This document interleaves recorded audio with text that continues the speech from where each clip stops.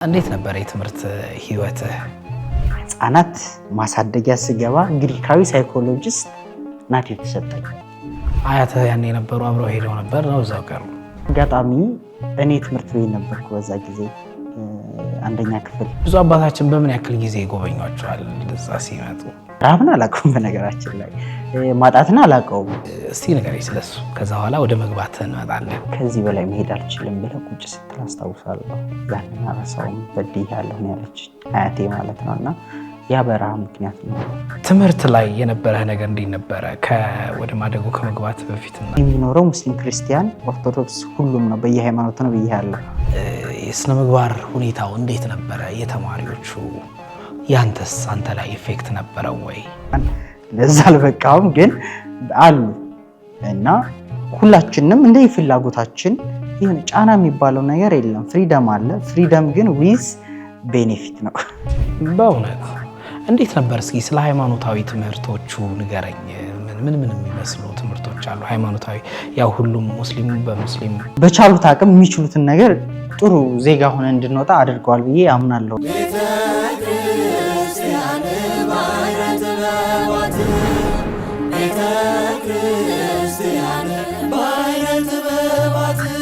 ሰላም ጤና ይስጥልን ክቡራን ተመልካቾቻችን፣ እንደምን ከርማችኋል? ይህ ባህረ ጥበባት ቴሌቪዥን ነው። ባህረ ጥበባት ቴሌቪዥን በዋሽንግተን ዲሲ እና አካባቢው የጽርሐ ጽዮን መንፈስ ቅዱስ ቤተክርስቲያንና የምዕራፈ ቅዱሳን ቅድስት አርሴማ ገዳም እየተዘጋጀ የሚቀርብላችሁ ልዩ ሳምንታዊ መርሃ ግብራችን ነው። በዛሬው መርሃ ግብራችን ከወጣቶች ዘንድ ለወጣቶች የሚጠቅም በርከት ያለ የህይወት ታሪክ ያለው አንድ ወንድማችንን ይዤላችሁ ቀርብ ያለሁኝ። ወንድማችን በዩኒቨርሲቲ ቆይታው ብዙ ነገሮችን አሳልፈዋል። በህፃንነት ጊዜው እንደዚሁ ብዙ ውጣ ውረዶችን አሳልፈዋል። ከሱ ጋር ሰፊ ቆይታ አደርጋለሁኝ። በእርግጠኝነት ቆይታችን እንደምትወዱት አምናለሁ። አብራችሁኝ እንድትቆዩ ግብዣዬ ነው የሚሆነው። አብረን ቆይ። እንኳን ደህና መጣህ ወንድማችን። እንኳን ደህና ቆይ። ዛሬ ስንገናኝ ከአቶ ልበል አንተ ከእስክንድር ጋር ከወጣት እስክንድር ጋር ዛሬ ልንቆይ ወደድንና እስክንድር እስኪ ራስህን ግለጽልን። ማን ነው እስክንድር? የት ነበረ? እድሜው ስንት ነው? ምን አሳለፈ? እስቲ ስለሱ እናውራ። እስክንድር አሁን ላይ የሳይኮሎጂ ባለሙያ ነው። ሳይኮሎጂ ላይ ነው የሚሰራው በደንብ በተለይ ወጣቱን ታርጌት አድርጎ ማለት ነውና አስተዳደጌ ኖርማል ከግቢ ሟለ ህፃናት ማሳደጊያ ነው ያደግኩት።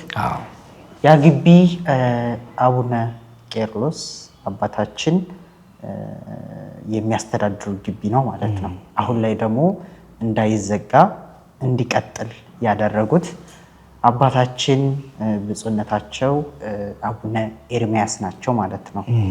ግቢውን ደግሞ በደንብ ልጆችን አንጾ የሚያወጣው በኃላፊነት ትልቁን ድርሻ የሚይዘው ጋሽ ጥጋቡ ነጋ ይባላል ማለት ነው። እና ለሁሉም እዚህ ስላደረሱኝ አመሰግናለሁ ማለት እፈልጋለሁ። ወደ መዋለ ህፃናቱ ከመግባታችን በፊት ወደ ልጅነት ታሪክህ ልመልስህ። ብዙዎች የሚያጋጥማቸው ታሪክ ስለሆነ ያንን ታሪክ ያለፉ ጀግና እንላቸዋለን። በህይወቱ የሚፈተን አለ፣ ወድቆ ይቀራል። ደግሞ ተነስቶ እንደ ንስር ከፍ ብሎ በሰማይ የሚበር ሰው አለና በልጅነት ያጋጠመህ ራሱን የቻሉ ውጣ ውረዶች ነበሩ በህፃንነትህ። እስኪ ንገረኝ፣ በዛች በትንሽዬ የገጠር ከተማ ውስጥ ተወልደህ ስታድግ እንዴት ነበር አስተዳደግ? እንዴት ነበረ? ወደ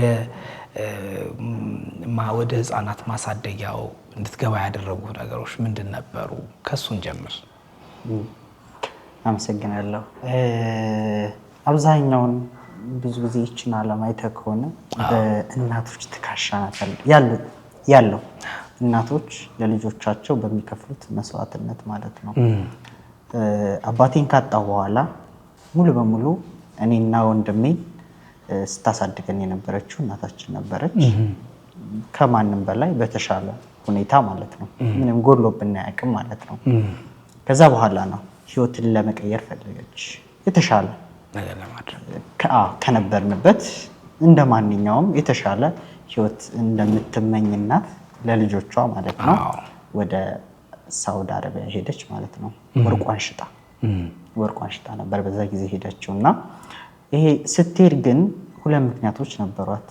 የመጀመሪያው አያቴን ከገጠር ሙሉ በሙሉ ወደ ከተማ ማምጣት፣ ሁለተኛ ደግሞ የኛን ህይወት ሙሉ በሙሉ መቀየር ነበርና ከዛ በኋላ ከሄደች በኋላ ህይወት ተቀየረ ማለት ነው። በጣም ደስ የሚሉ ጊዜያቶችን አሳለፍናል ለ2 ዓመታት ማለት ነው። መወደድ፣ መፈቀር፣ በሰዎች መታየት፣ ከልጆች ቀድሞ ምግብ መብላት አንዳንድ ቤት ስንሄድ ማለት ነው እና እንደዛ ቆንጆ ጊዜዎች አመታቶችን ካሳለፍን በኋላ እናታችን ባልታሰበ ሁኔታ ታማ ወደ ኢትዮጵያ መጣች ማለት ነው። ከዛ በኋላ ነው ህይወት ስትራግል የጀመረው ማለት ነው። ያ ዓለም እኔ የማውቀው ምንድነው እናት ላይ ተኝቶ እየተለመኑ ምግብ እንደ መብላት ነው። ዓለም እንደዛ ነበር የሚመስለኝ ነገራችን ላይ ሁሉም ሰው የሚኖረው ሰው ይራባል እንዴ? ራብን አላውቀውም በነገራችን ላይ ማጣትን አላውቀውም። ስለዚህ የማውቀው ያንን ዓለም ነበር ማለት ነው። በማን በእናት ማለት ነው። ሲርብህ እናት አለች፣ ስትከፋ ቴራፒ ናት እሷ ራሱ ታጽናናለች። በማሸት ብቻ በማቀፍ ብቻ ማለት ነው። ስለዚህ መጠለያ ስንፈልግ እሷን መጠለያችን ነበረች ማለት ነው፣ መደበቂያ። ከዛ በኋላ ህይወት ተቀየረ ማለት ነው። እነዛ የምናውቃቸው ሰዎች ሁሉ ዘመድን ጨምሮ ጎረቤትን ጨምሮ ሙሉ በሙሉ ተነነ ማለት ነው። ከዛ በኋላ ነው ኦኬ ራብ መጣ ማለት ነው። ቁርስ ምሳ እራት የምንለው ለኛ አንድ ቀን መብላት ኦኬ እናታችን ቁርስ ምሳ እራት ስታበላን የነበረውን አንድ ቀን መብላት መቻል ሚራክል ላይ የሆነ መጣ ማለት ነው። እዛ በመኖርና ባለመኖር ውስጥ ሆነ ማለት ነው። ስለዚህ ራቡን በደንብ በረታ። በደንብ ስለ በቃ መብላት አልቻልኩም። ተርበህ ርቦህ እኮ ሆድህን ይዘህ እንደዚህ የሆነ ቦታ ሄደህ ቁጭ ትላለህ። አዎ በረሃብ ምክንያት እኔ አያቴ ስትነግረኝ ያው ሂጄ ነበርና ባለፈው ቪዲዮ ላይ እንዳየኸው እናወራለን እና እኔ በህይወቴ በጣም ማርሳው አጋጣሚ ያለች ምንድነው በጣም ያለቀሰችበት ርቦህ ከዚህ በላይ መሄድ አልችልም ብለህ ቁጭ ስትል አስታውሳለሁ። ያንን አረሳውም በድያለሁ ነው ያለች አያቴ ማለት ነውና ያ በረሃብ ምክንያት ነው። ረሃብ ዘር አይመርጥም። እውነት ነው። ዘር የለው ሁሉንም ያጠቃል አይደል? ስለዚህ ሁሉም ነገር ሲበረታ እሷም ከአቅሟ ውጭ ሆነ። እናታችን ለኛ ብላ ለቤት ብላ ያስቀመጠችውን ገንዘብ ሙሉ በሙሉ ደላላው ክዷል። ምንም ማድረግ አልተቻለም። የመጨረሻ በቃ የሚረዳ አካል ነበር የተፈለገው ማለት ነው። ከዛ በኋላ ነው ወደ ማቆያው ወደ ህፃናት ማሳደጊያ የገባ ነው ማለት ነው። በጣም ጥሩ። ያንን እንትን እንመጣበታለን። አሁንም ወደዛኛው ከመሄዳችን በፊት በልጅነትህ ወላጅን ማጣት በተለይ ከመፈለግ ወደ አለመፈለግ፣ ከመወደድ ወደ መጠላት፣ ወደ መምጣት ይመስለኛል የሳይኮሎጂ ትምህርት እንድትማር ያደረገህም አንደኛው ነጥብ ይሄ ተጽዕኖ አለ ብዬ አስባለሁና እንዴት ነበረ የስነ ልቦና ያኔ ጥንካሬው ምን አይነት ነበረ? ያን ያክል ነኝ ማለት አልችልም። በዛ ሰዓት አላስታውሰውም፣ ግን አንድ ነገር አስታውስ ነበረ። እኔ የደረሰችኝ ግቢ ስንገባ እንደገባን አንድ ሳይኮሎጂስት አሳዳጊ ናት፣ አጋጣሚ ለኔ የደረሰኝ ማለት ነው። ግሪካዊ ሳይኮሎጂስት ነች። ልክ እዛ እንትን ስትገባ ማለት ነው ማሳደጊያ ህፃናት ማሳደጊያ ስገባ ግሪካዊ ሳይኮሎጂስት ናት የተሰጠኝ። በሶስተኛው ቀን ነው በአራተኛው ቀን ጫማና ልብስ ከዛ ደብዳቤ ተልኮልኝ ቢሮ ተጠርቼ ስገባ ኦልሬዲ ልብስ አለ ጫማ አለ። የገባበትን አጋጣሚ እሺ ንገረኝ። በቃ እንደዛ ከሆነ ግዴታ ወደሱ መሄድ ካለብን እንዴት ነበር ማለት መረጃውን ከየት አመጣችሁት? እንዴት አወቅ ማሳደጊያ እንዳለ? ማነገረ ማን ሪከመንድ አድርጎ በምን መስፈርት በምናምን ወደዛ ልትገባ ቻልክ? እስኪ ንገረኝ መጀመሪያ ስለሱ የድርጅቱን አወቃቀርም በዛው እንድናውቀው ብዬ ነው። አቡነ ቄርሎስ ያቋቋሙት ድርጅት ነው። አቡነ ቄርሎስ እስቲ ንገረኝ ስለሱ፣ ከዛ በኋላ ወደ መግባት እንመጣለን። ዘመድ ይመስለኛል ማለት በስጋ ሳይሆን የሆነ ቅርርብነት እናቴ ጋር በደንብ የሚተዋወቅ ሰው እዛ አካባቢ ነበርና መርሳ አጋጣሚ እኔ ትምህርት ቤት ነበርኩ በዛ ጊዜ አንደኛ ክፍል ገጠር እና እዛ በነበርኩበት ሰዓት ከከተማ የመጣና ወደ ገጠር የሆነ ሰው ልጅሽ የሆነ የሚረዳው አካል አግኝቷል አሏት። አያቴም ማለት ነው። ከዛ በኋላ ነው ትምህርት ቤት መታ ገጠር ማለት ነው። ከዛ ቀጥታ አርሰውም እና እርሻ ለእርሻ ፀሐይ አለ በጣም ረዥም መንገድ ነው እና እየሮጥን ነበር ስንሄድ የነበረው ማለት ነው። እና ይህን እያነሳች ነው ሁሌ የምታለቅሰው እሷ ማለት ነው። አያቴ በጣም ነው የምታለቅሰው ወደዛ ስትሄድ ማለት የነበረው ሞመንት በጣም ነው የምታለቅሰው። በቃ ትምህርት ቤት መታ ቀጥታ በቃ እርሻ ለእርሻ እየሮጥን እንሄድ ነው። በቃ ተራራ የለ ምን የለ እና ከተማ ስንገባ መሄድ የሚችለው እሱ እኔ ብቻ ነኝ እንጂ ይሄኛው ወንድምሽ ማለት የኔ ወንድም እድሜው ከፍ ስላለ አይችልም ተባለ። ታላቅ ነበር። በትንሽ ዓመት ልዩነት አለን እና እሱ አይቻልም ሲባል በጣም እንትን አለች፣ ደነገጠች፣ አዘነች በጣም እና መጨረሻ ላይ ለሄድ አካባቢ ስል ነው እንደገና ደግሞ እንዴት ነው ከኔ የሚለየው ብላ ማልቀስ ጀመረች ማለት ነው።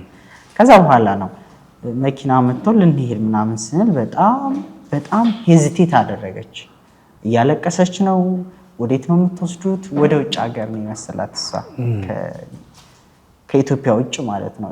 ድጋሚ አላገኘውም። እሷ ደግሞ ቃል ለእናቴ ስለገባች ስትሞት እናቴ አንድ ነገር ነው ያለቻት፣ አደራ ልጆቼን ሁሌም ቢሆን ጠብቂያቸው፣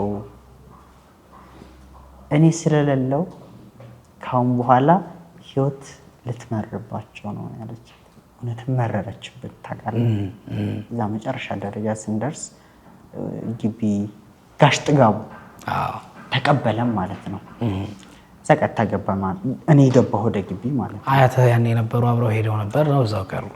አይ አልሄዱም፣ አልቻለችም፣ መሄድ አልችልም ነበርና ያለቀሰች ቤት ነው የነበረች። ተመለሰች ወደ ገጠር። ከዛ በኋላ ነው ግቢ ገባል። እሺ ግቢ ከገባም በኋላ አጋጣሚ እኔ ብቻ አልነበርኩም። እዛ አካባቢ ያሉ 3-4 ልጆች አሉ እና 4 ነው 5 ነው የገባንና ስንገባ ወዛ አሜዚንግ በቃ ደስ ይላል። ግቢው በጣም ያምራል። በቃ ብራይትነስ ግሪን ነው፣ ደስ ይላል። ከዛ ቀጥታ ግቢ ገና ስትገባ የኢትዮጵያ ኦርቶዶክስ ተዋህዶ ቸርች ህፃናት ማሳደጊያ ነው የሚለው። ስለዚህ ኦልሬዲ የኢትዮጵያ ኦርቶዶክስ ተዋህዶ ነው ቤተክርስቲያኑ። ግን ይሁን እንጂ ሙስሊምም አለ፣ ክርስቲያንም አለ፣ ፕሮቴስታንትም አለ። ሁሉም አንድ ላይ ነው የሚያርቀው። ስለዚህ ኢትዮጵያ ኦርቶዶክስ ተዋህዶ ስሙ ይሰጠው እንጂ ማንኛውም ሰው ገብቶ ያድርግበታል። ብቻ አባታችን ብፁዕነታቸው አቡነ ቄርሎስ ሁሌም ከሚገርመኝ ነገር የሚያዩት የችግሩን ጥንካሬ አሁን ላይ ልጆቹ ህፃናቶቹ መኖር ይችላሉ አይችሉም የሚለውን ነው እንጂ ይሄ የሃይማኖት የሚባለው ነገር እነሱ ጋር ትርጉም የለውም። በጣም ጥሩ። ስለዚህ በቃ ማዳንን ነው። ስለዚህ ለፈጣሪ አደራ ልጆቼን በመንግስት ወይ በጸሎታቸው አሳስብልን እያሉ በቻሉት ደግሞ በጉልበታቸው ቤት በመስራት በህይወት እንድንቆይ አድርገውናል ማለት ነው። ከዛ ስገባ በጣም ነው የሚያምረው። ልጆች እየተጫወቱ ነው። ከዛ በቃ ኢምፕሬስድ ነው። በቃ በጣም ደስ አለኝ። ከዛ ቀጥታ ቢሮ ነው የሄድኩትን አሻራ ሰጥተውና ከሰጠው በኋላ ቀጥታ ምንድነው ያሉኝ፣ አሁን ሄደህ መጫወት ትችላለህ። በቃ ሁላችንም ህመም በቃ የሆነ ያጣነው ነገር አለ። በቃ እንተዋወቃለን። በቃ በዛ እድሜ ነው እንጂ በቃ ሁላችንም ቦርቃለን፣ እንጫወታለን፣ እንዝናናለን። ሁሉም ነገር በቃ ፍሪ ሆነልን። ሜዳ ምናምን ሜዳውን አይተዋላ በቪዲዮ እዛ ላይ በደንብ በቃ ፍትት ማለት ጀመርን ማለት ነው። ከዛ በኋላ ነውና ኦኬ እንደዚህ ነው ማለት ነው ማለት ጀመርኩኝ። ከዛ አንድ ጠበቃ ያገኘው መሰለኝ ማለት ነው። ደህንነት ተሰማኝ። ሴት ሊሆንኩ መሰለኝ። ከዛ እራት ደረሰ። ተደወለ። ደውል ነበርና ተደውሎ ወደ እራት ስንሄድ ምግብ ሲቀርብልን አይነት ነው የተለያዩ ሩዝ፣ መኮረኒ፣ ፓስታ ሁሉም ነገር አለ። ሻይ፣ ዳቦ፣ እንቁላል አለ። ይሄ ነገር አላመንኩም። ታውቃለህ ይሄ የኔ እኮ የዓመት አስቤዛ ነው። አይቼው አላውቅም። እና ለነገም እንትን መያዝ አማረኝ። ግማሽ ታውቃለህ ቢያልቅስ ደግሞ ነገ የለም ብትባል ታውቃለህ። እሱ ላይ ነው በቃ ያኔ በቃ ህይወት አዲስ ነገር እንዳለ ገባኝና ፍራሽ ተሰጠን፣ አንሶላ ተሰጠን፣ ሁሉም ነገር ተሰጠን። በቃ መኖር ተጀመረ ማለት ነው። 3 ቀን 4 ቀን 5 ቀን እየቆየን ስንመጣ ቢሮ ተጠራሁ ማለት ነው። ኳስ ነበር። እሺ ቢሮ ተጠርቼ ምንድነው ብዬ ተልኮልሃል ተባልኩኝ። ተልኮልሃል የምትለውን ቃል ማቃት በማን ነው? በእናቴ ውጭ ሀገር ሳለች ልብስ ተልኮልሃል፣ ጫማ ተልኮልሃል፣ እንዲህ ተልኮልሃል የሚሉ ወልዶችን የምታውቀው በእናት ነውና እስከዛ ድረስ እናቴን ደግሞ ተቻላም በነገራችን ላይ ህፃንም ነው በርግጥ። ከዛ በኋላ ነው እና ቢሮ ሂጄ ልብስ ጫማ ሲሰጠኝ በጣም ደስ አለኝ። በጣም ከምልህ በላይና ያኔ ተጠራጠርኩ። እናቴ በህይወት ያለ ይመስለኝ ቬሪስ በቃ የሆነ ጊዜ ሂዳ የምትመጣ መሰለኝ ማለት ነው። እና ከዛ በኋላ ነውና እዛው ጋር ግን ጫማ ልብሱ አብሮ ተልኮ እዛው ላይ ደብዳቤ ነበረ። እሺ ደብዳቤ አለ የሆነች ትንሽዬ ናት። እዛ ላይ ደብዳቤውን እንግሊዘኛ በዛ ሰዓት ስለማልችል ተርጓሚ ነው የተረጎመልኝና ምን ይላል? የሰማይም የምድርም እናትህ እመቤታችን ቅድስት ድንግል ማርያም ናት። ነገር ግን እኔ የእሷ አገልጋይ ሁኜ በምድር ላይ የምታሳልፈውን ሁሉንም ነገር ለማቅለል እኔ እንደ እናት እሆንሃለሁ፣ እታዘዛለሁ። ስለዚህ ካሁን በኋላ አይረብህም፣ አይጠማህም፣ አይቸግርህም፣ እልክልሃለሁ የምትፈልገውን ነገር ይል ነበርና በጣም ነው ኦኬ እንደዚህ ነው ማለት ጀመርኩኝ ማለት ነው። ስለዚህ ማን ነበር የላከልህ? ቫሶ ውጭ ሀገር የምትኖር ማንኛውም ልጅ ግቢ ሲገባ አንዳንድ ረዳት ይሰጠዋል፣ አጋዥ ማለት ነው። ግሪካዊት ናት። ሺዝ በቃ ፕሮፌሽናል ሳይኮሎጂስት ነች። በጣም የምትገርም ሳይኮሎጂስት ነች። እሷ ናት አጋጣሚ ለኔ የተመደበችው ማለት ነው። እኔን የያዘች ማለት ነው። እና ከዛ በኋላ በቃ ህይወት ተጀመረ ማለት ነው። እና በጣም የምትገርም በህይወቴ ትልቁን ቦታ የምትይዘው እሷ ናት። ምን ትልቁን ሁሉ ነው ልንመጣበት ነው በሰፊው። ትምህርት ላይ የነበረህ ነገር እንዴት ነበረ? ወደ ማደጎ ከመግባት በፊትና ከገባህ በኋላ እንዴት ነበረ? ምክንያቱም ትምህርትህ ነው አሁን እዚህ ደረጃ እንድትደርስ ደግሞ ያደረገ ትልቁ ነጥብና እንዴት ነበረ የትምህርት ህይወትህ? አንደኛ ክፍል ነው እዛ የተማርኩት። አልጨረስኩትም፣ ግን አንድ ሴሚስተር አስታውሳለሁ። 14ኛ ነው የወጣሁት እውነት ለመናገር። እሺ 14ኛ የወጣሁት በነገራችን ላይ ያኔም ስንሄድ የነበረው ምግብም ስላለ በትምህርት ቤት ነበር። የገጠር ትምህርት ቤት ሲሆን በሶ የሆነ ነገር አለ። በእውነት ከትምህርት ቤቱ ነው ነበር። እውነት አለ በሶ ምናምን ነገሮች አሉ፣ አንዳንድ ነገሮች የሚሰጡ። እኔ እዛ ገጠር የነበርኩበት ቦታ ይሰጥ ነበር። በእውነት እረፍት ላይ አለ። የሚደንቅ ነው፣ ሰምቼ አላውቅም። ስለዚህ እሷን ብለህ ነበር መጀመሪያ የምትሄደው? አሁን እዚህ አይደለም ሳይሆን ግን አትሊስት ለኛም ጥሩ ነው። መሄድም ስላለብህ ትሄዳለህ ነው እንጂ ግን ያ መኖሩ ለኛ በቃ ያ ግን አያልፈንም። ጥሩ ነገር ነበረ ማለት ነው። ስለዚህ ገባ ማደጎ ከገባ በኋላ ትምህርት እንደ አዲስ አንድ ተብሎ ተጀመረ። እንዴት ነበር የትምህርት ህይወት? የትምህርት ህይወት በጣም ቆንጆ ነው። ጎበዝ ተማሪ ከሚባሉት መካከል አንዱ ነኝ። የግቢ ልጅ አብዛኛው ጎበዝ ነው። ቢገርም ከ1 እስከ 6 አንድ ክላስ ላይ ደረጃ ይይዛሉ። ከአንደኛ እስከ 6ኛ የያዙ ልጆች ነበሩና ጎበዝ ከሚባሉት ነኝ። ቫሶ በደንብ ነው ይሄ ትራውማ እንዳይኖር እዛ ላይ ነው በደንብ የሰራችው ማለት ነው። ስለዚህ እሷም ጋይድ ታደርገኛለች፣ እኔም ትምህርቱን እንትልላለሁ ማለት ነው። ከዛ በኋላ ነገሮች ጥሩ እየሆኑ መጡ። አንደኛ ክፍል ሁለተኛ ወጣሁ። ሁለተኛ ወጥቼ ግን በሴሚስተር ማለፍ አይቻልም ስለተባለ ያኔ አቬሬጅ አነሰ። ከዛ በኋላ ግን ሁለተኛ ክፍል ስገባ ልክ በጣም ስለነበረ ጓደኞቼም ስላለፉት ተውኝ። ከዛ በኋላ ግን ዳብል እያደረኩ ማለፍ ጀመርኩ ማለት ነው። እስከ 6 ማለት ነው። በደብል ነበረ? አዎ በደብል እያለፍኩ እዛ ደረስኩኝ ማለት ነው። በጣም ጥሩ ውጤት ነበረ እንዴ? በደንብ ነበረኝ ማለት ነበረን። የግቢ ልጅ በጣም ጥሩ ውጤት አላቸው እውነት ለመናገር።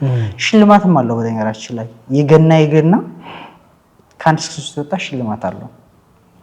አትሊስት ትምህርቱን ባፈልክ ሽልማቱ ስትል ታነባለህ። ደግሞ የጥናት ፕሮግራምም አለ እዛ ግቢ። ጧት ተማሪ ከሆንክ ከሰዓት ስትመጣለህ፣ ከሰዓት ተማሪ ከሆንክ ጧት ትገባለህ፣ ማታ ላይ ደግሞ ሁሉም አለ። ስለዚህ ሁሌ የምናሳልፈው ትምህርት ጋር የተገናኘ ነው። ቲቶሪያልም አለ፣ ማጠናከሪያ ትምህርትም አለ። በጣም ይገርማል። ስለዚህ ሁሉም ነገር አለ። ብዙ አባታችን በምን ያክል ጊዜ ይጎበኟቸዋል እዛ ሲመጡ? በዓል እኛ ጋር ናቸው በእውነት ማርያም። እስቲ ስለ ትውስታዎች ንገረኝ። እዛ ከእሳቸው ጋር አሳልፈው ስለነበረው ፎቶዎችህም ካሉ ሼር እናደርጋቸዋለን። እነሱ እስቲ ትዝታዎችህን ንገረን። እዛ የነበረ ትዝታ ምን ነበረ? ምን ይመስል ነበር?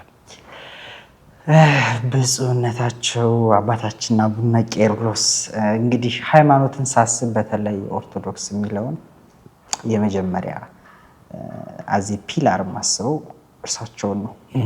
ሃይማኖት የሚለውን እዛ ግቢ ያደገ በቃ ከነሱ ውጭ አባት ራሱ ምን አናውቅም እኛ ማለት እነሱ ናቸው በቃ የኛ አባታችን ብለን ነው የምናስበውና ስለዚህ በዓል በኖረ ቁጥር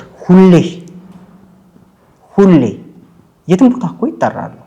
ግን በቃ ልጆቼን አስገብቼ እኔ ለበዓል ሌላ ቦታ የምሄድበት ምክንያት የለኝም ነው የሚሉት።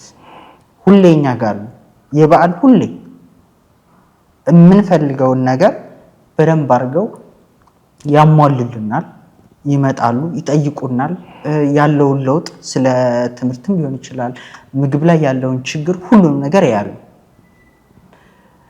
በጣም በህይወቴ ግን ማረሰው እኔ ስለ አባታችን ካወራሁኝ በህይወቴ ማረሰው በጣም ማንም የማያውቀው አሁን ማን ያውቃል?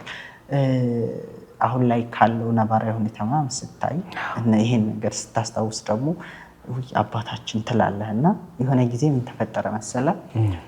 እዛ ግቢ የሚኖረው ሙስሊም፣ ክርስቲያን፣ ኦርቶዶክስ ሁሉም ነው፣ በየሃይማኖቱ ነው ብያለሁ። የሆነ ጊዜ 12ኛ ክፍል ነው ግራጁዌት ወደ ዩኒቨርሲቲ ልንገባ ስንል 12ኛ ክፍል ላይ ወደ ዩኒቨርሲቲ ልንገባ ስንል ሁሉም የሴሬሞኒ ፕሮግራም አለ የሽልማት ማለት ነው። እና የዛ ጊዜ ደግሞ እንኳን የዛ ጊዜ በኖርማል ሰዓትም ይመጣሉ እና ያኔ ደግሞ አባታችን ነበሩ። እየመረቁ ነው፣ ሽልማት እየሰጡ ነው የሚሸኙት። ከዛ ግን አጋጣሚ እየሸለሙ ሁሉንም እየሄዱ በነበረበት ሰዓት መሀል ላይ በሃይማኖቱ ሙስሊም ልጅ አለ እና 12ኛ ክፍል ከሚገቡት ማለት ነው። ከዛ በጣም ነው የሚገርመኝና አዩትና ተረድተዋል፣ ያውቃሉ። መስቀላቸውን እያሳለሙ ነው የሚሸልሙታ። መስቀሏን ቁጭ አረጉና ብድግ አሉና ሽልማቱን ከሰጡ በኋላ እንደው ፈጣሪ ለሀገራችን የምታኮራ ትልቅ ወጣት ያድርግህ፣ እናበርታለን፣ ጎብዝ፣ ነገ ደግሞ ለሀገርህ የምጠቅም ሰው ያድርግህ ያሉትን ቃል መቼም አልረሳውም። መስቀል አስቀምጠው አቀማመጣቸው ራሱ ቁጭ ብለው ያኔ ህመምም ስለነበረ ሲሸልሙ ነበርና እሱ ሲመጣ መስቀል ቁጭ አደረጉና ከፍ ማለት ያክል የመነሳት ያክል ከሸለሙ በኋላ መርቀው ነው እና የሸኙት። አሁን ይሄን ነገር ሳስታውስ እኔ ትልቅ በህይወት መቼም ማለሳው በጣም ጥሩ ትውስታ ነው። ምናልባት እዛ ከገባ በኋላ የስነ ምግባር ለውጥ አምጥቻለሁ ብለህ ታስባለህ? አሁን ነው ቶታሊ ስርዓቱ በዛ ባለው የማደጎ ቤት ስርዓትና የስነ ምግባር ሁኔታው እንዴት ነበረ? የተማሪዎቹ ያንተስ አንተ ላይ ኢፌክት ነበረው ወይ? ለዚህ ቁመና ሪል ጠቅመሃል ብለህ ታስባለህ? አውሽ አሁን እዚህ እንደሆነ ያደረገኝ እሱ ነው ማለት ያንን ነጥሎ ማውራት በጣም ከባድ ነው። እኔነት ሆኗል። እኔን ሳነሳ ከጀርባዬ ያማንነት አለ ማለት ነው። አዎ በደንብ አለ እና መቼም በፊደል በቆጠርኩ ነው ልልህ አልችልም። ገብቷል። ስለዚህ መንፈሳዊ ትምህርቱም አለ ይሄ የቀለም ትምህርቱም አለ። ከዛ ደግሞ ትልቁ ደግሞ የቫሶ ትምህርትም አለ። በግል እንትን የምትለኝ ግን አብዛኛው ሰው እዛ ግቢ ያደገ ሰው በሰውን በማክበር አይታማም እውነት ለመናገር እና ትልቁና አስተዋጽኦ ጥሏል ብዬ የማስበው እዛ ገነት ህፃናት መርጃ ማዕከል ማደጌ ነው። ትምህርቶቹን ጨምሮ ማለት ነው። ኢቭን አሁን እንኳን ሲሄድ ባለፈው ቪዲዮ ላይ አይተው ከሆነ የአብነት ትምህርት እየተማሩ ነበር ህፃናቶችን ያገኘኋቸው። እንዴት ነበር? እስኪ ስለ ሃይማኖታዊ ትምህርቶቹ ንገረኝ። ምን የሚመስሉ ትምህርቶች አሉ? ሃይማኖታዊ ያው ሁሉም ሙስሊሙ በሙስሊም ፓርት የሚሰግደው አለ፣ አምልኮቱን ይፈጽማል። ኦርቶዶክሳውያኑ ደግሞ እንደዛው የሃይማኖት ትምህርታቸውን ይማራሉና ምን ይመስል ነበር? እስኪ ስለሱ ንገረኝ። አብዛኛው ሁላችንም የራሳችን እምነት አለን የምናምንበት ማለት ነው። ማንም ሰው ይሄ ነው ተብሎ ሃይማኖትን እንትን እንዲል አይጠበቅም አይፈለግምም እና ስለዚህ አብዛኛው ነገር ሲደረግ የነበረው ምንድነው? ሁሌ ማታ መንፈሳዊ መምህር መጥቶ ያስተምረናል። እሺ ማታ ሁሌ ትምህርት አለ። አዎ እንማራለን በደንብ ማለት ነው። ከዛ ደግሞ እንትን ከ7 ሰዓት እስከ 8 ሰዓት ባለችው ደግሞ መማር የሚፈልግ የአብነት ትምህርት ይማሩ አሉ። በደንብ አሉ። ዳቆናት ምናምን አሉ። እንኳን ለዛ አልበቃውም ግን አሉ እና ሁላችንም እንደ ፍላጎታችን ይሁን ጫና የሚባለው ነገር የለም። ፍሪደም አለ። ፍሪደም ግን ዊዝ ቤኔፊት ነው። በጣም ፍሪደም ዊዝ ቤኔፊት ነው እንጂ ማንም ትክክለኛ ነገር ማለት ትክክል እንዳልሆነ እያየ በተለይ ጋሽ ጥጋቡ አያልፍም ካልመሰለው እንደ ልጅ ነው የሚቆነጥጥህ። እንደ ልጅ ነው መደረግ ያለበትን የሚያደርገው። ልጆቹም እኛ ጋር ነው ምግብ የሚበሉት። ነገራችን ላይ እኛ ጋር ይበላሉ። ያሁን ራሱ ልጁ ቪዲዮ ከለቀኩት ውስጥ አለ እነሱ ጋር ነው ምሳ ሲበላ የነበረው። ስለዚህ በቃ ሁሉም ነገር በቻሉት አቅም የሚችሉትን ነገር ጥሩ ዜጋ ሆነ እንድንወጣ አድርገዋል ብዬ አምናለሁና ሁሉንም ነገር የሚችሉትን በጣም እማምንበትም ነው እኔ። ከዛ ወደ ዩኒቨርሲቲ ገባ። መቼ ነበር ዩኒቨርሲቲ ጆይን ያደረግከው? 2012 ቅርብ ጊዜ ነው። በጣም ቅርብ ጊዜ ነው የገባኸው። የት ነበር የመጀመሪያው ዩኒቨርሲቲ ጆይን ያደረግከው? ሐዋሳ። በስንት ውጤት እንትን አልክ? 548። ምን ነበረ ጆይን ስታደርግ የመረጥከው ዲፓርትመንት? አሁን ጆይን ሳደርግ የመረኩት በሁለት ወዮችን ያየሁት። ሳይኮሎጂ ነው የምፈልገው፣ ግልጽ ነው የታወቀን ያደረኩበት የቫሶ ነገር ስላለ ማለት ነው። እጠይቃለሁ በኋላ ላይ ተጽዕኖም አለ። እኔም እፈልጋለሁ። እሱ እንዳለ ሆኖ ግን እኔ ፋይናንሻል ፍሪደም ነው የምፈልገው ለመናገር የነበረው እንጂ የዲፓርትመንት ጥያቄ አይደለም። ጥሩ ነው የተባለ ዲፓርትመንት ካለ ኦኬ፣ ለምን ሌሊቱንም አታነብም? ገንዘብ ነበረ። አዎ how to make money ነው ፍላጎት እሱ ነው የነበረው እንጂ ዲፓርትመንት አልነበረም። ዲፓርትመንት ላይ ችግር የለብኝም። ፋይናንሻል ፍሪደም የሚሰጥ ከሆነ የትም እገባለሁ። እሱ ነው አስቤ ዩኒቨርሲቲ የገባሁት። ግን መጀመሪያ ቫሶ ኦልሬዲ ይሄ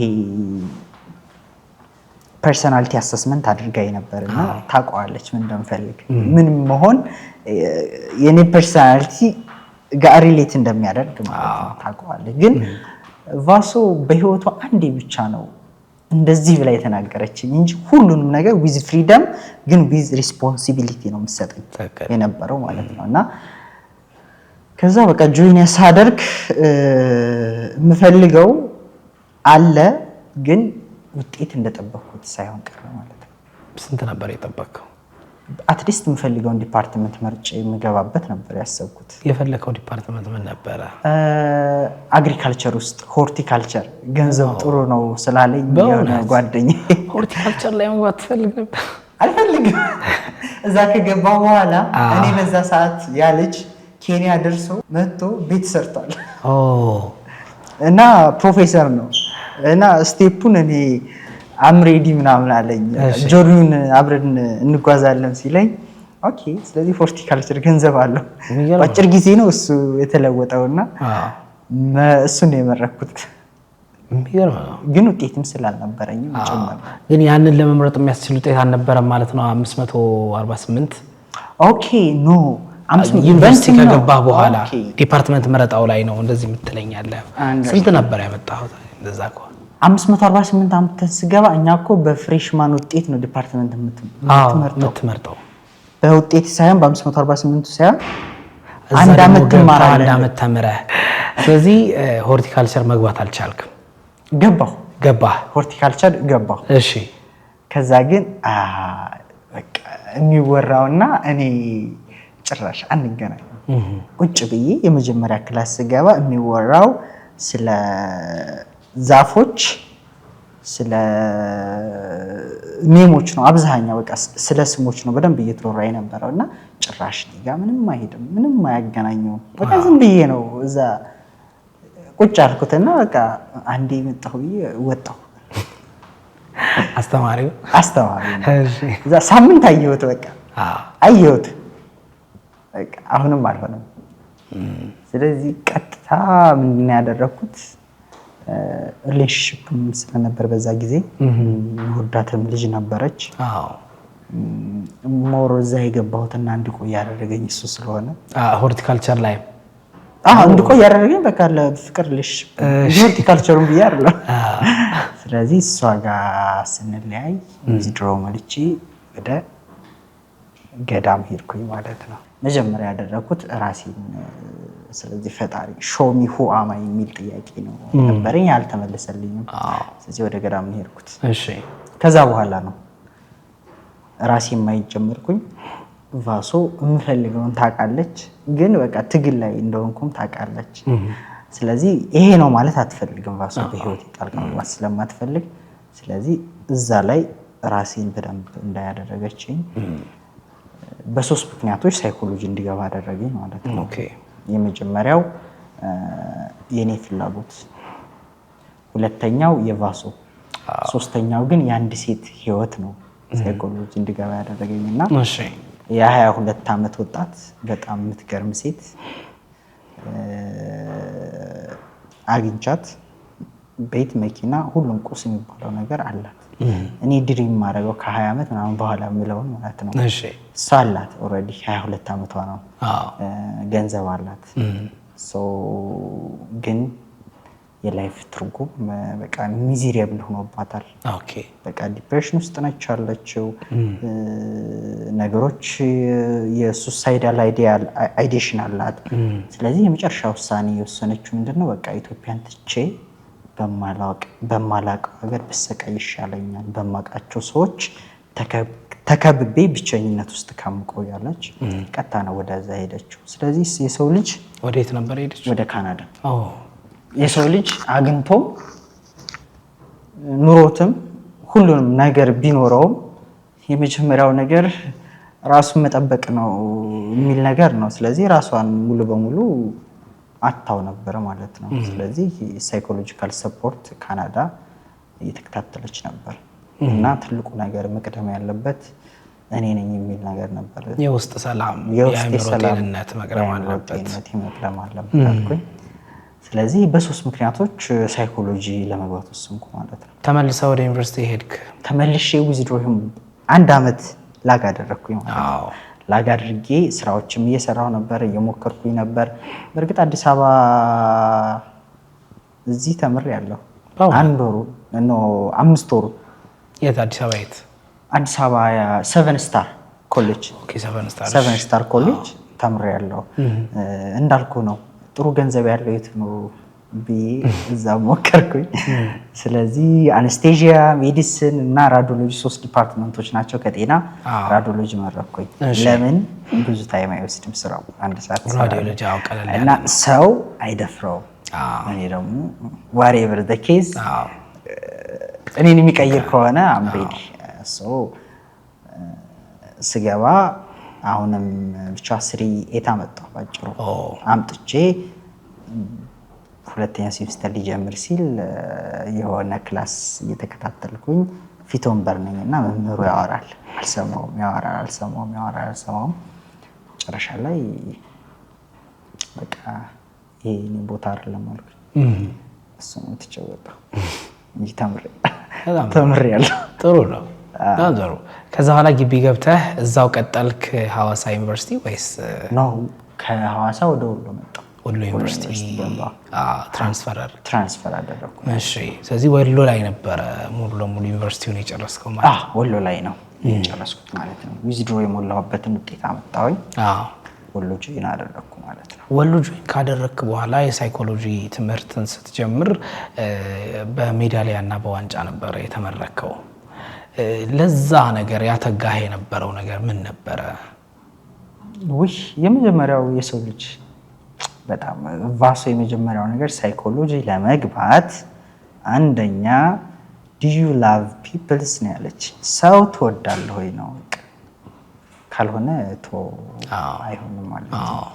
ከዛ ወዳውኑ ገዳም እንትን ለጸበል ነው ሄድኩት በነገራችን ላይ። ስለዚህ የመጀመሪያው ስለ ሳይኮሎጂ ማውራት ከፈለክ መንፈሳዊ ሃይማኖት ማወቅ አለባለች። ስለዚህ ሳይኮሎጂ ማውራት ትችላለህ ካልክ የቲዮሎጂ የልጅ ነው አለች። ስለዚህ ስለያት ማወቅ አለባለች። እሺ።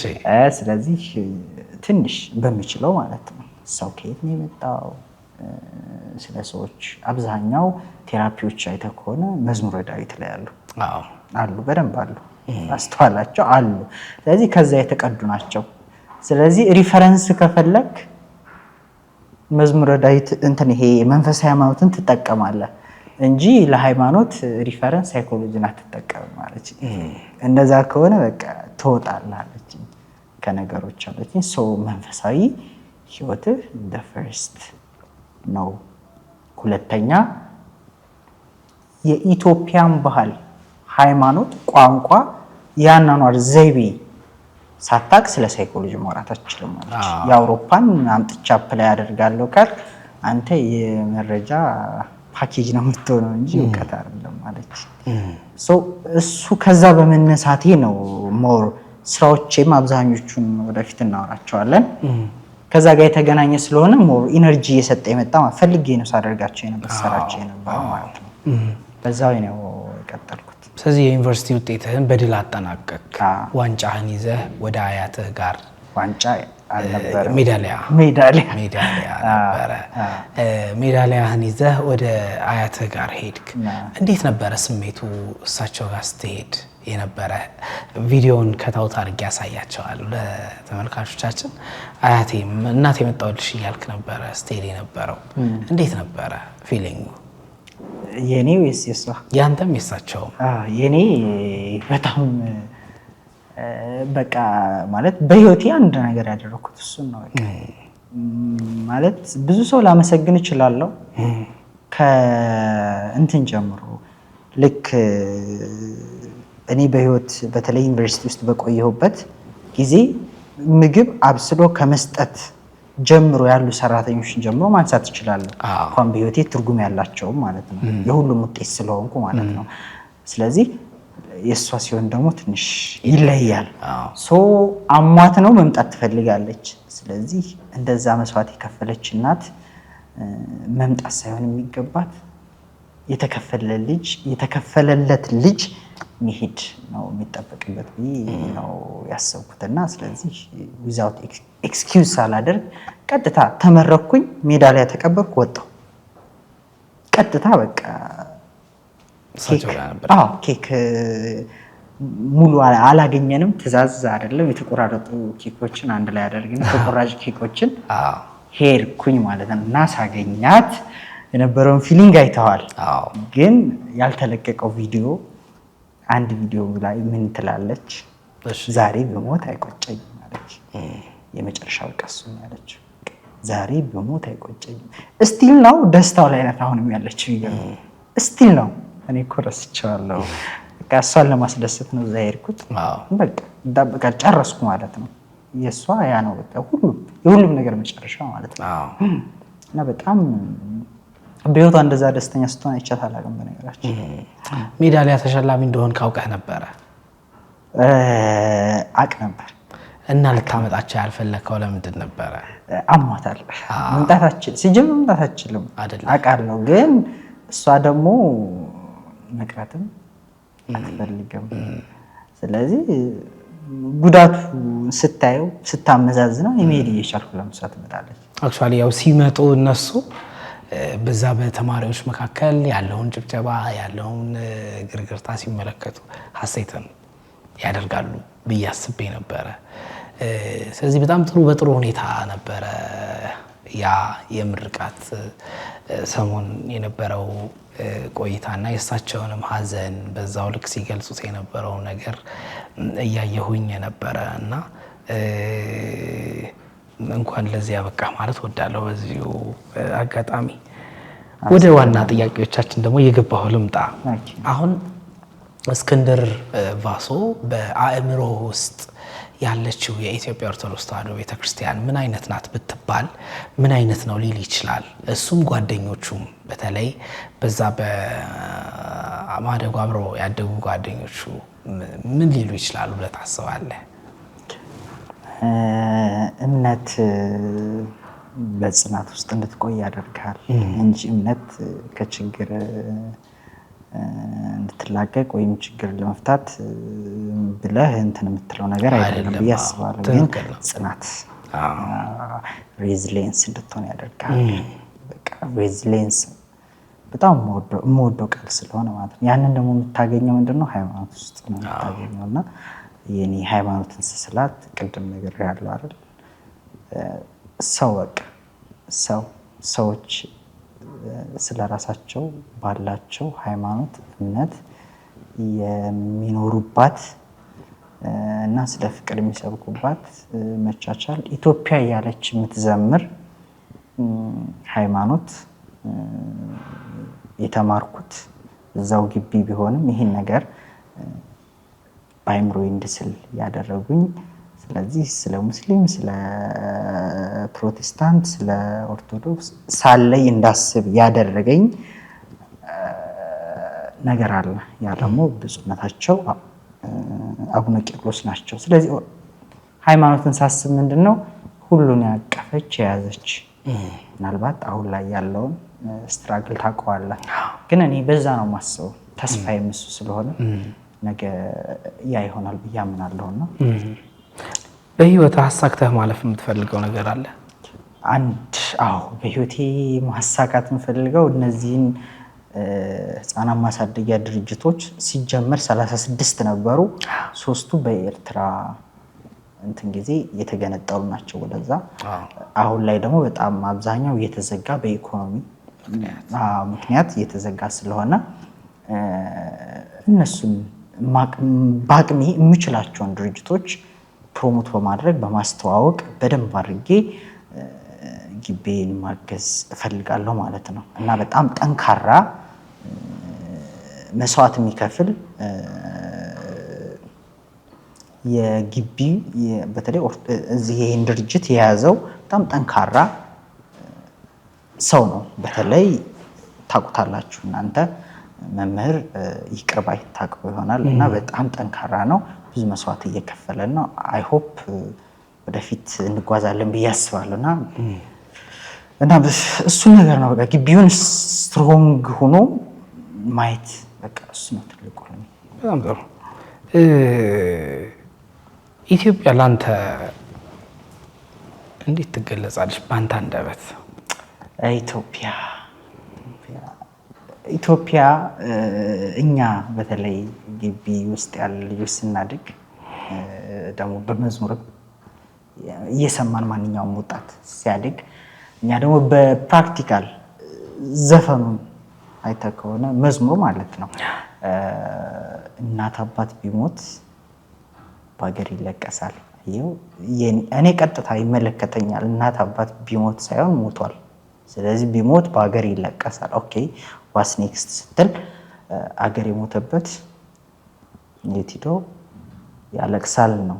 ስለዚህ አገር ከሞቶች የትም አታለቅስም ማለት ነው። እቺ መዝሙር አለች እናንተ ጋር የምትዘመር እና እንዘምራለን። ሀገርን እንደዛ አስባታለሁ። ስለዚህ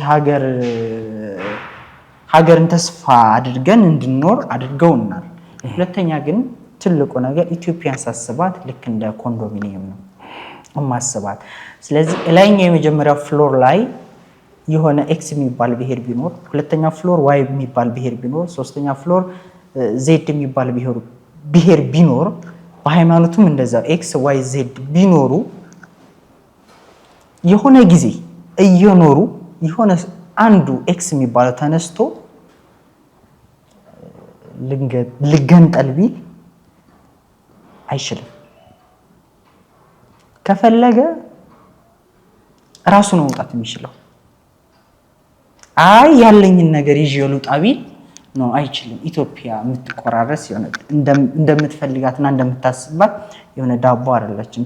ኢትዮጵያ አንዱ ዘመም ካለ ዘመም የምትልናት። ስለዚህ ኢትዮጵያን ማስባት ልክ እንደ ኮንዶሚኒየም ነው ማለት ነው። ሁሉም ተቻችሎ የገነባት የሚኖርባት ሀገር ነው ማለት ነው። እንደዛ ነው ማስባት። በጣም ጥሩ። ይሄ በዋናነት የማማከር አሁን እየሰራህበት ያለ ስራ አለ።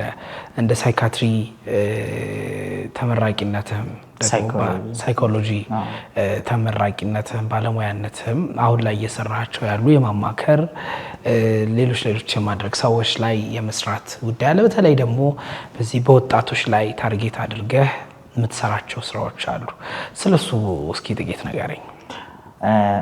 በደንብ ብዙ ስራዎችን በተለይ በዩኒቨርሲቲ ከገባ በኋላ ብዙ በትሬኒንጎችም በማማከር አገልግሎትም ብዙ ሰርቻለሁ።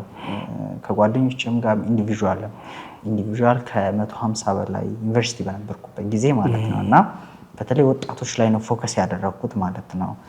ስለዚህ በጣም ወጣቶች እያሳለፉት ያሉት ህይወት በጣም ኢኩዌሽን ጥያቄ ሊፈጥርብን የሚገባ ነገር ስለሆነ ከእውቀት ይልቅ ብንሰማቸው ብንረዳቸው ብዬ ስለማስብ ስለዚህ ስፔሲፊካሊ ካሉት ካታጎሪዎች በቃ ወጣቶች ላይ የሚለውን መርጬ ነው በደንብ አሁን እየሰራ ያለሁት ማለት ነው። መሀሉ ተረሳ፣ ዋናው ተረሳ። ወጣት የነገ ሀገር ተረካቢ ይባላል። የዛሬው ማን ሊረከበው ነው? እኛ ካልተረከበው እውነት ነው እንዴ? ነገ የሚባለው ነገር የለም። ዛሬስ ለማን እንስጠው? በልጅነታችንን አልቆብን ወጣትነታችን ደግሞ የማይኖር ወጣትነት ስለመጣ ዛሬ የምንኖረን የምንፈልጋትን ሀገርም ቤተሰብም እኛንም እንድናኮራ ስለሆነ የሚፈለገው ነገ የሚባል ነገር የለም። ዛሬ ለማን እንስጠው? ለወጣቶች ነው። በትክክል እንደዛ ስለማስብ ወጣቱ ነው። በጣም ጥሩ ነጥብ ነው። ቲክቶክ አካውንት ላይ ሳየው ስምህን ያደረከው የኔ ትውልድ የሚል ነው። አይ ቲንክ የኔ ትውልድ የሚል ሌላም ነው፣ የኔ ተራ ነው የሚለው የልጅ ሚካኤል የከፈተው ነው። ያው ብዙ ጊዜ ከራሳችሁ ጋር ታገናኙታላችሁ ብዬ አስባለሁ። ለምንድን ነው የኔ ትውልድ ብለህ ስም የሰጠው? የኔ ትውልድ እውነት ለመናገር ብዙውን ወደዛ ባልወስደውም የኔ ትውልድና ያ ትውልድ አለ። ያ ትውልድ ብዙ ነገሮችን አሳልፏል፣ ብዙ ነገሮችን ሰጥቷል። ሲሰጥም በዛው ደግሞ የሳይኮሎጂ ማለት በማይፈለጉ የሳይኮሎጂ በውድቀት የመጡ ማንንም ፈልጎ ተነጥፎ አስቦበት የተሰሩ ነገሮች ይኖራሉና ለዚህ ሰቆቃ ደግሞ ወጣቱ ተቀባይ ነው፣ ተጠያቂ ባይሆንም ግን ደግሞ ለመቀየር ደግሞ ኃላፊነቱ የማን ነው? የኛው ነው። ትክክል በጣም እሱ ነገር ወጣቱ ላይ ስለሆነ ያለው ጠባሳ ገብተዋል። እሱ ላይ መሰራት ስላለበት እንዴት ሀውቱ ያንን ነገር ኦቨርካም ማድረግ አለብን የሚለው ነው። ስለዚህ እኔ ድምፄን እንዲሰማልኝ ሳይሆን የምፈልገው ወጣቱ እኛ ወጣቱ ስለ እኔን ማለት ጨምሮ ማለት ስለዚህ ድምፅ እንዲሰማላቸው ስለምፈልግ የኔ ትውልድ በጣም ሞርደው በቃ በህይወቴ አሁን ላይ በጣም 21 ሴንቸሪ ዘ ቤስት ወርልድ ማይ ጀነሬሽን ነው የኔ ትውልድ። አይ አም ቢግ ፋን ኦፍ ያንግ ጀነሬሽን። በጣም አሪፍ በጣም ጥሩ። ቫሶ እኔ ባያት እወዳለሁ። ምን አይነት ሴት እንደሆነች ምን አይነት ሰው እንደሆነች ባገኛት ደስ ይለኛል። በአንተ ህይወት ላይ ያመጣችው ትልቁ ነገር ምንድን ነው? ስለ ቫሶ ደግሞ ልጠይቅህ። መተህ እዚህ ሀገር ውስጥ በጣም ትገናኙ ነበር? ትመላለስ ነበር? እንዴት አይነት ሴት ናት? እስቲ ስለሷ ንገረኝ። ቫሶ መታለች። 7ኛ ክፍልና 11ኛ ክፍል መታለች። ያኔ አጋጣሚ ጥሩ ውጤት የነበረብኝ ሰዓትና ተሸላሚ ነበርኩ። በጣም ሰርፕራይዝ ናን ሄደችው ማለት ነው። ያኔ በህፃነቴ የላከችልኝ የድንግል ማርያም ስዕል አለ ያኔ ደብዳቤው ጋር ማለት ነው። እኔ ደግሞ ትንሽ ነው ያቺ ስትላክልኝ ስለ ማርያምዋ ትንሽ ነበር። እኔ ደግሞ በትልቁ 11ኛ ክፍል ላይ ሰጠዋት ማለት ነው። የመልስ ምት ማለት ነው። የሰጠሽኝ እኔ ልስጥሽ ነው እና 7ኛ ክፍልና 8ኛ ክፍል ነው 7ኛ ክፍልና 11ኛ ክፍል መታለች። በጣም ጥሩ ጊዜ ነበረን። በተለይ 7ኛ ክፍል የኔ ህይወት የተቀየረበት ነው። በተለይ ወጣቶች በጣም ስትራግል የሚያደርጉባት አፍላ ወጣት ላይ 7ኛ ክፍል እዛ ላይ እንድሰራ ያደረገኝ አንዱ እሱ ነው። 11ኛ ክፍል ላይ በደንብ መታ ነበርና ቫሶ የምትገለጸው እንዴት አለች ሴት መሰለች? ሺዝ ፕሮፌሽናል ሳይኮሎጂስት ነች ብለኛል። በጣም የምትገርም ሳይኮሎጂስት ነች። እኔ በጣም ፈጣሪ ትወደዋለች። በነገራችን ከመውደዷ የተነሳ ፈጣሪ የሚወደውን ነገር እንዲህ እየመረጠች የምታደርግ ሴት ናት። ፈጣሪን ደግሞ ከመፍራቷ የተነሳ እየተጠነቀቀች እሱ የማይፈልገውን ነገር ከነዛ ነገሮች ተጠንቅቃ የምትኖር ሴት ናት። ስለዚህ ስለ ፈጣሪ ያላት አመለካከት ራሱ እሷም ኦርቶዶክስ ነች እና በጣም በጣም በጣም የሚገርም ህይወት የሰጠችኝ በተለይ እምነት ላይ እሷ ናት። በቃ ህይወት ላይ ሁለት ነገር አለ። አንዱ ምንድነው? በቃ ስብራት አለ። ሶ change your pain with wisdom ነው የምትለው። በቃ ወደ ጥበብ ቀይረው ህመምህን ነው። ካልሆነ መቀበል ከፈለክ ተሰብረ ትቀራለህ። እውነት ነው። ስለዚህ ወይ መቀየር ወይ መቀበል። መቀየር የምትችለውን ነገር ቀይረው፣ መቀበል ያለብህን ነገር ደግሞ ተቀበለው። መተው ያለብህን ነገር ተው ነው የምትለው። ስለዚህ በዚህ ህይወት ውስጥ ስመጣ እሷ ናት። በቃ 16 ዓመት ሆነ። 16 ዓመት ይሄን ሁሉ ጆርኒ ይጋለች። የሚገርም ነው እና በጣም የሚገርም ሳይኮሎጂስት። አሁን ላይ አንተ ምን አይነት እገዛ ትፈልጋለህ? ማለት ከስራህ አንፃር በዋናነት የምትሰራቸውን ስራዎች ይሄን ሰራለሁ፣ ይሄ ያስፈልገኛል፣ ወደፊት ደግሞ ይሄን ደርስበታለሁ የምትለው ነገር ካለ እሱን ብትነግረኝ ደስ ይለኛል። እንዳልኩ ወደፊት የምፈልገው ነገር ትልቅ የራሴ እንደ ድርጅት ነገር ከፍቶ ህፃናት ማሳደጊያ ማቋቋም ነው። አሁን ላይ ግን ኮላብ አድርጌ ያሉት ድርጅቶች አሉ፣ እነሱ ጋር መስራት ነው። ለዛ ነው አሁን እየጀመርኩ ያለሁት። ግን በግል ደግሞ በጣም ከሚገርምህ ነገር በቃ አብዛኛው ኢንቦክስ ላይ በጣም ጥያቄ አለ፣ በጣም ከምልህ በላይ ኦቨር እና ያንን ነገር ሃንድል ለማድረግ ቪዲዮዎችን መስራት አለብኝ። አንዳንድ ሰዎች ጋር ኮላብ አድርጌ ደግሞ ቶሎ መልቀቅ ስላለብኝ ካሜራ እሱ ነው። ካሜራ በጣም ያስፈልገኛል። ምናልባት ካሜራ ካለ ያለው ሰው የሚያግዝ ካለ ያግዛል ትላለህ። እናስተላልፋለን። ምንም እናስተላልፈው ነገር ነው። በጣም እንድገባ በቃ ወደዚህኛው ጎን ለጎን ባለ ፍሪ ታይም እንዲሰራ የሚያደርገኝ አንዱ ምንድነው በቃ ወጣቶች ጥያቄ ኤቭሪዴይ በጣም በቀን ሚኒመም ከ30 በላይ አለ። ሀውቱ ያንን ሃንድል ማድረግ ደግሞ ያስፈልጋል። በቃ ቪዲዮ ነው በቃ ሪከርድ አድርገህ ማስቀመጥ ዩቲዩብ ላይ ሙሉ አንዴ መስራት ነው እንጂ ለሁሉም ኢንዲቪዥዋል ማድረግ አትችልም።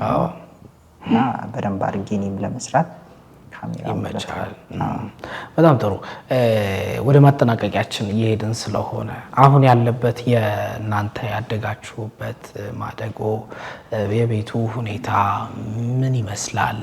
ምን ደረጃ ላይ ነው? እሱንም ሜንሽን አድርገህልን ብታልፍ። እኔ ቅድስት ኢትዮጵያ የቅድስት ቤተክርስቲያናችን የኢትዮጵያ ኦርቶዶክስ ተዋሕዶ ቤተክርስቲያን ብትሰራበት ጥንትም ጀምሮ ስትሰራበት የያዘችው ነው። ወደፊትም ደግሞ አጠናክራ ብትቀጥል ብዬ ማስበው እነዚህ የማደጎ ቤቶች ላይ በጣም ብትሰራ ብዬ አስባለሁኝ። ትውልድ የሚፈራበት ሀገር የሚገነባበት ነው እና ቤተክርስቲያኒቱ ብትሰራበት ብዬ አምናለሁና የእናንተን ያደጋችሁበትን ቤት ደግሞ አንተ ስለምታውቀው ያለበትን ቁመና ንገረንና አስፈላጊነቱንም በዛው በጥቂቱ ንገረን። በጣም ትልቅ ጥያቄ ከስካሁኑ ጥያቄ ይሄ መመለስ በጣም የምፈልገው ጥያቄ ነው። አሁን ላይ እንዳልኩ ነው አክሱም ብቻ ነው አክሱም በትግራይ ክልል ላይ አክሱም ብቻ ነው ያለው። መቀሌ ያለው ተዘግቷል፣ አድዋ ያለው ተዘግቷል። ስለዚህ አክሱም ብቻ ነው ያለው ትንሽ ልጆችን ይዞ።